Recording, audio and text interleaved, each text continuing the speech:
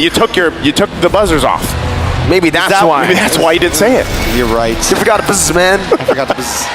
Well, you were the ones with the The tennis. Since I know you're about to ask me what I think about the draft overall, because I have the foresight. Yes. Even though it's a chaotic and insane, and everyone would say it's a horrible draft most of the time, I feel like I can trust an Onic with this draft. But still, because I want a game number 5, I'm going to say that the Bees got this. You say they got it? They got it. Okay. Well, once again, we're going to see if the Bees got it, if they can extend the series. As right now, it's Onic at match point here. And a decisive game, too, that we saw them. They're going in with a very risky, interesting, flashy team composition for Game 3 to possibly close out the series and get closer to the Golden Road as we jump into the land of Dawn for game number 3. All right, so let's be realistic here, right? We take a look at Onic's composition. Definitely aggressive, a huge level 4 spike for almost every member of their team. Now onto the side of AP Bren, they do have a lot, and I mean a lot of late game potential. Definitely a huge win condition for the side of AP Bren. AP Bren needs to try to slow them down. Watch out for the level 4 spike. Watch out for the mid-game spike overall. Few needs to stay as far back as possible. He can't get caught off by Sans. He can't get caught off by Keyboy. As long as Few can do that, it's definitely a possibility. The Tyrant's Revenge on the Keyboy, forcing a flicker out. Calteezy jumping in with the damage. Kyrie doing the same thing. Turned around. First blood picked up by AP Bren. But Kyrie, the god in the jungle, takes a double kill. Very quick. 2-1. Already Naisu. Already, you can feel it, right? Sans feeling pretty good about it. But again, how does that help? The last time we saw Gushin, in the last tournament we saw Gushin, it was another San. It was Sanji on the Gushin. It's poetic that now it's Sans. Very poetic. Yeah, must be something about the first 3 letters there. The Sans. Kyrie, though. Oh, he gets out. Beautiful dash away from the bouncing ball. All right, so it's 2-1. Definitely still anybody's game. We're just getting started, but you can already feel the pressure, and so far the past 3 games have been full of this, but up on the top side. CW gets a good hit, Super Marco taken low, and now someone's crawling down. The assassin from the mid lane. Super Marco has the Purify. Sans not able to find the angle, jumps in and gives CW the pressure he needs to shove the wave, and Sans is chasing Super Marco down. He's making him walk all the way under the tier 2. Are they going to be able to deny Super Marco both of those gold cannons? Yes. Because if so, that is going to be huge. Here comes Few to try to help out. Try to get Super Marco in range just to get something there. Sans picks up 1. He takes Few down. Now Kyrie against Baptiste with the help of Boots. Keyboy as well. Boots finds the penalty zone to the back. It's a killing spree for Kyrie. Dodges away. He buys the turtle.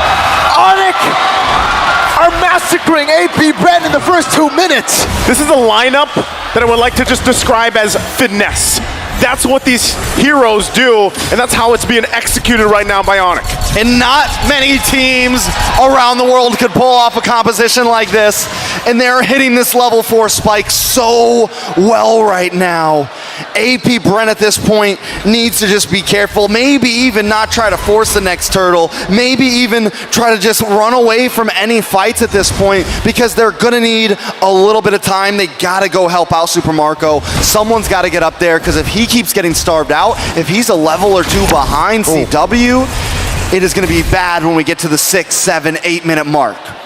Okay, let's reel it in once again here. AP Bren, they are down by 2.2 thousand gold at this point in the game. Itemization-wise, they're still trying to work on those first items to get picked up here. But still, they can play around that too as they try to just buy some time. You said it yourself, Trex, trying to buy some time for Super Marco. Protect him a little bit, right? Look at the pressure here. I mean, half of that gold lead is in the hands of Kyrie. Spatial migration canceled out, but he's going to be pinned down. Super Marco Keyboy flickers out to safety, and CW gets out of the Tyrant's rage, not even utilizing the Purify. Onic. That's all I can say right now. They're all over the map. They have the movement speed. And here's the thing. They can attack these offlanes because they have such great dive potential right now. With the Gushin, with Kyrie on this Nolan, it's hard to slow them down. It's hard to play safe because they can get right under your tower. CW dropped the Zaman's Force last fight, slows Super Marco down. There's no way for him to even get out, and that's what makes it so easy for them to get these pickoffs. The scary part, too, is if you're looking at all the items, right? That was a Genius 1 picked up by Sans now. You have the Starlium Scythe on CW, so interaction-wise, magic damage-wise, is going to hurt. Even Ogwin. Zaman Force going to be used up. Ogwin with the time's range, able to lock Keyboy down and flickers out to safety right now. Keyboy's going to be able to pop that Requiem, but Calteezy takes him out. Electrifying beat. CW not able to find Super Marco just yet, but the turtle will be secured on the other side of the map with the Petrofly connecting. Sans and CW turning around once again, and Sans body blocks the Astral Sphere. Flapteezy looking for another sort of initiation, but he will not be able to find it. Just when Kyle Teasy finally pulls something off there, he goes a little bit too deep and it's taken out Naisu. This is as I was saying, Sans wasn't even part of the fight, but still you can see the damage potential with this lineup. Again, it does take a certain type of finesse to pull these heroes off, but so far, the interaction between them, it's building up, right? The power spike at this point in the game is clear, even given the situation. That's why, objectively, AP Bren, it's better that some of these turtles, they have just, let's give it up, let's go ahead and farm up as much as possible. But see this Super Marco having a difficult time just trying to find the gold right now. Violet Requiem onto Kyrie's damage, onto Ogwin with a bouncing ball. Meanwhile, on the other side of the map, CW gets picked off. It's a two-man dive into bottom lane. AP Bren showing signs of life. I love how in some of those last two fights we saw, Onic isn't even worried about the bouncy ball. They're literally dashing right in it just to chase him down, dropping the Zaman's Force. At this point, Onic, 3K gold lead, 6 minutes in. It's definitely a slightly slower pace than the snowball that they had last game, but they are just getting started. Hopefully in a minute or two, AP Bren may be able to hit some sort of spike. But look at the gold lead in the gold lane. Over 1K into the hands of CW. Super Marco just completing his Haas Claws, just completing his first item. That is a huge deficit, and he's supposed to be the big damage dealer. He's supposed to be the one that comes into the team around the 7-8 minute mark and is able to unload. We are seeing him already rotate down. Ogwin looking for something. Ernst Rage, revenge is well used up. Boots flashback all the way in. Kyrie! Oh my goodness, the fracture from Kyrie. Just takes Super Marco out. He pops the Purify, but he's unable to get out of that burst. So, again, talking about Super Marco being behind, this furthers it, right? It's getting a little drastic here. Oh, you lead. Violet Requiem, incandescent, CW executes Flapteezy. And Onic now are pushing their goal lead even further in this game. 3 turtles to nothing. Okay, back to it objectively. 3 now in favor of Onic. Goal lead building up here. You have to start to ask yourself, where is AP Bren going to be able to find the comeback for this, right? Given the lineup that they have, the Joy, who has slipped through the cracks for the most part, but really hasn't been able to utilize. M-Series facts, by the way, total kills ranking. Kyrie has surpassed Carl Teasy's total kills in the M-Series. The Sky King is now ranked 4th with 201 kills. And you don't see that very often for a jungler anymore. He's been in 3 M-Series, right? Yeah, Onic PH M3, Onic with M4 and M5. It's come a long way, and right now, he is minutes. If they can win this game, he's minutes away from a grand final standing. Onic is hungry for this, and it shows in their gameplay. Now, look at the gold earned. Kyrie and CW just leading the pack right now. Few, Flapteezy, Super Marco sitting below almost everybody on the side of Onic. Taking a look at the items here. Once again, the biggest drastic thing that has to change here for AP Bren is allowing Super Marco to get where he needs to be. A lot of times teams pick up the Bruno because usually you have the 2 items, you have the Haas Claws, you have the Berserker's Fury early on, and you're able to build up, scale up really quickly. But this time, Onyx had the answer for that, right? They've really slowed him down. And so if AP Bren, they have to find a way to stay alive for the most part. And that's why you even see some of these defensive items being picked up, right? You have the Radiant Armors here now available to deal with some of this burst magic damage like we saw even previously from Kyrie alone.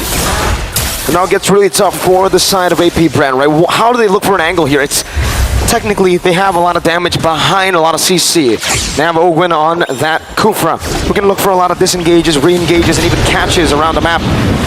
but they need to look for one big combo. It needs to be Onic clumped up together. Unfortunately, with this kind of composition, I don't feel like there's any reason for Onic to clump up together. They're all assassins. Yeah, I mean, there's Boots, right? But for the most part, he's also just looking for his own angled entry with a penalty zone. So for the most part, you're not going to be clumped up together if you're Onic. Even with this, the conceal going to be used. They spawn out Ogwin for now. Uh-oh. 1v1 Suns! Solo kills Kyle Teasy! In the bottom river, a mid laner taking on a jungler. And he's doing it in fashion. Onic takes the Lord. AP Bren, is there an answer at this point? It seems so difficult.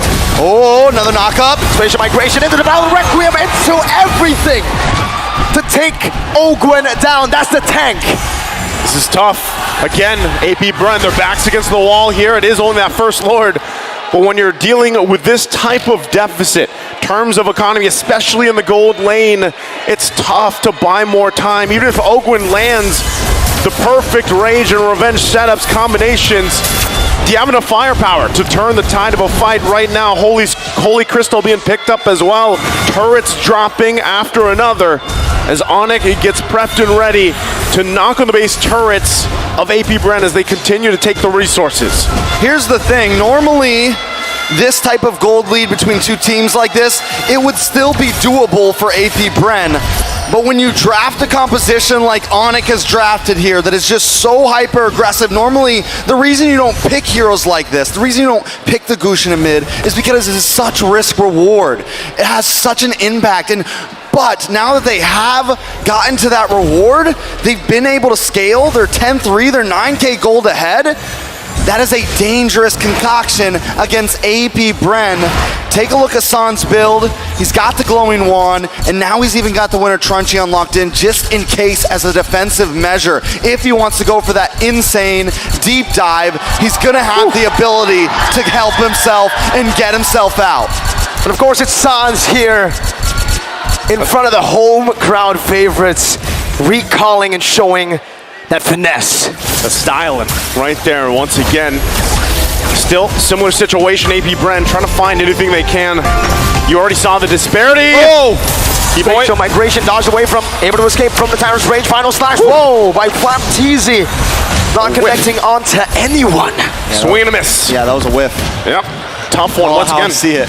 Call them how you see it, because that's the situation for AP Bren. Once again, backs against the wall, it's tough. Damage though from Kyle Teasy. Zaman Force coming down, Kyle Teasy with electrifying fence! Boots finds a penalty zone! And that might just be it with a violent Requiem to take Ogwin down. Only one member left standing. It's View! Oh my God, AP Bren, this could be it. With one last incandescence, the Sky Kings have the golden road open, set for them to make the one last leap. There's only one thing that can explain this. The atas langit, ada Onic!